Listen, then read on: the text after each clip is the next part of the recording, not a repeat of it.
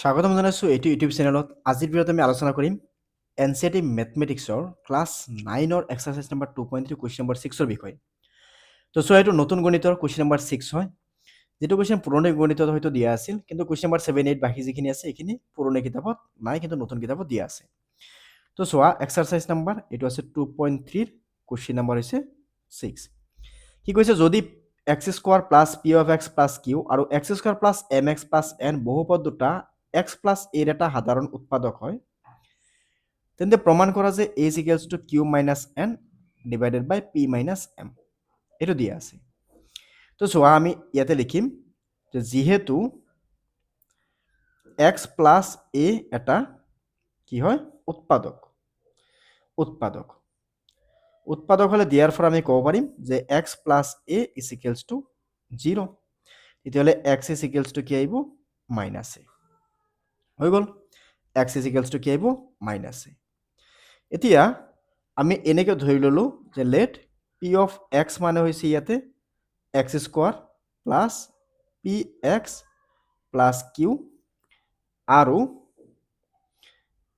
gx মানে ধৰি লৈছো x square plus mx plus n। এতিয়া এটা বস্তু চোৱা ইয়াতে যে যেহেতু কৈছে কি যে এই x প্লাস 1 টো ইয়াৰ উৎপাদক ওকে, তাৰ মানে কি ইয়াতে যদি a বহাই দিও তেতিয়াহ'লে দুটা কি হ'ব 0 সমান হ'ব লাগিব। আমি ইতিমধ্যে দেখিছিলো যে যদি ইয়াতে সাপোজ 1 যদি উৎপাদক হলা হয় তেতিয়াহ'লে ইয়াতে 1 বহোৱাৰ লগে লগে গোটেইখিনি ক্যালকুলেশন কৰাৰ পিছত 0 আহিলে হয়। ইয়াতে কৈছে কি এই মাইনাস x প্লাস a টো ইয়াৰ উৎপাদক, তাৰ মানে x is equals to minus a টো ইয়াৰ উৎপাদক। সো দিয়াৰ ফৰ আমি ক'ব পাৰি কি ইয়াতে যদি আমি মাইনাস a বহাই দিও x ৰ ঠাইত, ইয়াতে p লিখিলো, x ৰ ঠাইত ইয়াতে যদি আমি মাইনাস a বহাই দিও, ইয়াতে লিখিলো q, এইখিনি কাৰ সমান হ'ব এইখিনিৰ, ইয়াতে x ৰ ঠাইত মাইনাস a বহাই কিনে যদি স্কোয়াৰ কৰি দিও প্লাস m লিখি কিনে মাইনাস a বহাই দিও x ৰ ঠাইত আৰু ইয়াতে n লিখো, তেতিয়াহ'লে দুটা সমান হৈ যায়।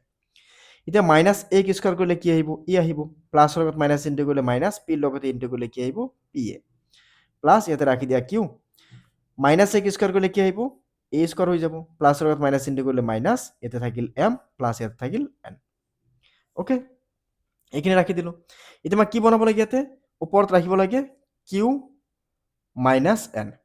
তো এটা কাম কৰা, যিকেইটাত p a আছে সৰি এইটো a স্কোয়াৰ আহিব, যিকেইটাত p আৰু a আছে সেই a কেইটাক এটা সাইডত লৈ আহা, আৰু যিকেইটাত a নাই সৰি ইয়াতে এটা a আহিব, সেইকেইটাক ৰাইট সাইডত লৈ যোৱা। তো তেতিয়াহ'লে ইয়াতে a স্কোয়াৰ আছে ৰাখি দিলো, ইয়াতে ৰাখিলো। নেক্সট ইয়াতে কি আছে মাইনাস pa আছে, ইয়াকো ৰাখি দিলো, এইটো এইফালে লৈ আহিলো a স্কোয়াৰ, মাইনাস আছে এইটো প্লাস কৰি ইয়াতে বহাই দিলো ma, ইয়াতে n লিখিলো, প্লাস কি হ'ব লগে কি হ'ব মাইনাস কি হৈ যাব। ইয়াতে এইটো plus a square two minus a স্কোয়ারক কেনসেল কৰি দিয়া, ইয়াতে ma মাইনাস pa আৰু ইয়াতে কি থাকিল n মাইনাস q থাকিল। এতিয়া এই দুটাৰ পৰা এটা আমি a কমন লওঁ, তেতিয়াহ'লে ইয়াতে কি থাকিব m মাইনাস p আৰু ইয়াতে কি আছে n মাইনাস q। তেতিয়াহ'লে ইয়াৰ পৰা আমি কি লিখিম a is equals to n minus q লিখি দিয়া, আৰু এইটো কি আছে পূৰণ হৈ আছে, তো হ'বলৈ গ'লে কি হ'ব হ'বলৈ গ'লে হৰণ হৈ যাব, তো ইয়াতে লিখি দিয়া m মাইনাস p। তো ইয়াতে কোশ্চেনত আমাক কি কৈছিল, ইয়াতে কৈছিল q minus n p minus m, এইটো q মাইনাস n নহয়, এইটো হৈছে n মাইনাস আমাৰ কি আহিব q। ওকে, এইটো ৰং আছে। তো নেক্সট নাম্বাৰ 7ত কি কৈছে, উৎপাদক বিশ্লেষণ কৰিব গ'লে তলৰ স্তৰটো খেলি মেলিকে দিয়া আছে, তো কোনটো শুদ্ধ হ'ব উলিয়াব লাগে। এইটোৰ চোৱা, ফাৰ্ষ্ট আমি কি কৰিছিলো এই মধ্যম পদটোক আমি এনেকে লিখিছিলো, তো এইটো হ'ব 1 নম্বৰ ফাৰ্ষ্ট হ'ব। তাৰপিছত এইটোক মাল্টিপল কৰি আমি এনেকে সেপাৰেট কৰিছিলো, তেতিয়া হ'ব এইটো হ'ব 2 নম্বৰ। এইটোক সেপাৰেট কৰি তাৰপিছত কমন লৈছিলো, তেতিয়াহ'লে এইটো হ'ব 3 নম্বৰ আৰু এইটো হ'ব তেতিয়াহ'লে 4 নম্বৰ। তেতিয়াহ'লে আমাৰ কি হ'ল, এতিয়া 2 নম্বৰটো প্ৰথমে ক'ত আছে চোৱা, 2 নম্বৰটো প্ৰথমে আছে a আৰু c, ওকে a আৰু c, কিন্তু তাৰ পিছত 2ৰ পিছত কোন আহিব 4, 2ৰ পিছত 4 আছে c নম্বৰ, তাৰ মানে এইটো হৈছে শুদ্ধ উত্তৰ হৈ গ'ল। তাৰ নেক্সট চোৱা, 8ত কি কৈছে, বাকি তুমি চাব পাৰা, তাৰ পিছত 1 নম্বৰ, তাৰ পিছত 3 নম্বৰ, ঠিকে আছে। 4 নম্বৰত কি কৈছে, তলৰ কোন উক্তি আৰু যুক্তি দুটা দিয়া আছে, শুদ্ধ নে অশুদ্ধ সেইটো চাব লাগে, আৰু লগতে আৰ যিটো আছে যুক্তিটোৱে উক্তিটোক শুদ্ধকৈ ব্যাখ্যা কৰিছে না সেইটো চাব লাগে ইয়াতে। তো চোৱা, ইয়াতে যদি a not equal to 0 মানে এইটো যদি 0 নহয়, 0 কেতিয়া নহ'ব, যেতিয়া এইটো দ্বিঘাত সমীকৰণৰ কথা কোৱা হ'ব, যদি এইটো 0 হ'ব পাৰে তেতিয়াহ'লে এইটো টাৰ্ম গুচিয়ে যাব। এতিয়া এ নাথাকিবই, এক্স স্কোৱাৰ নাথাকিবই, গতিকে দ্বিঘাত সমীকৰণত এ মানে এক্স স্কোৱাৰৰ হৰটো কেতিয়াও 0 হ'ব নোৱাৰে। বি এক্স প্লাছ এ দি আছে।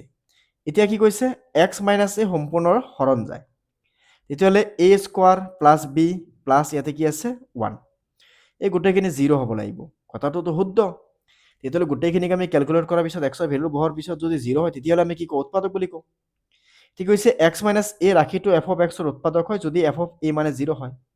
আল্টিমেটলি কথাটো শুদ্ধ আৰু ই এক ব্যাখ্যা কৰিছে, গতিকে আমাৰ ইয়াৰ শুদ্ধ উত্তৰ হ'ব অপশ্যন এ, মানে হয় এইটো শুদ্ধ লগতে আৰে এক শুদ্ধকে ব্যাখ্যা কৰিছে। অ'কে, এতিয়া নাম্বাৰ ইয়াতে চোৱা 9 কি কৈছে, যদি এক্স প্লাছ 1 আৰু x minus 1 p of x equal to x cube plus b x square plus c x plus ডিৰ এটা উৎপাদক হয় তেন্তে তলৰ কোনটো শুদ্ধ হ'ব? তো চোৱা ইয়াতে এ কিউব এইটোতো কেতিয়াও এ কিউবটো 0 নহ'ব, ইয়াতে আমি কি পাম, এইটো ক্ষেত্ৰত আমাৰ কি আহিব এই বি টু আৰু এই ডি টু, মানে এই এক্স স্কোৱাৰৰ হওক বা স্কোৱাৰ থকাটোৰ হওক আৰু কনষ্টেণ্ট টাৰ্ম এই দুটাক যদি 0 হৈ যায় তেতিয়াহ'লে কি হ'ব, এটা উৎপাদক হ'ব। ঠিক আছে, তেতিয়াহ'লে এইটো হৈ গ'ল কুৱেশ্যন নম্বৰ 9ৰ এনচাৰ হ'ল বি নাম্বাৰ। অ'কে, তো পৰৱৰ্তী ভিডিঅ'ত আমি এই বীজীয় অভেদ আৰু এই অভেদকেইটা ব্যৱহাৰ কৰি কিনে কেনেকৈ ছল্ভ কৰিব লাগে প্ৰব্লেম এটা আমি সেইখিনি আলোচনা কৰিছোঁ, তো নিশ্চয় সেইখিনি চাই ল'বা। ধন্যবাদ।